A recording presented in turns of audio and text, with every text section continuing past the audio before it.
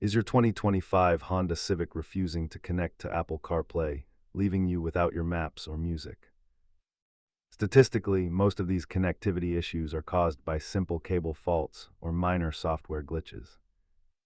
Let's walk through the exact steps to get your connection back online.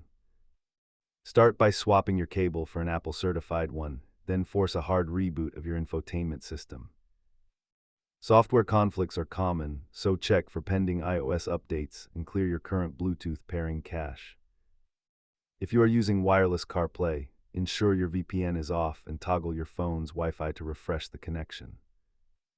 If these steps fail to restore your connection, you may be looking at a hardware issue that requires a dealer visit.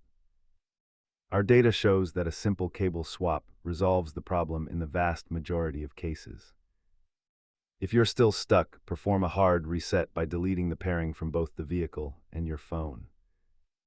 Keep a high-quality cable in your glove box and maintain your port cleanliness to avoid future headaches. Remember that these systems are just computers, and sometimes they just need a clean start. If these steps fixed your connection, let us know in the comments. Otherwise, your dealer should handle it under warranty.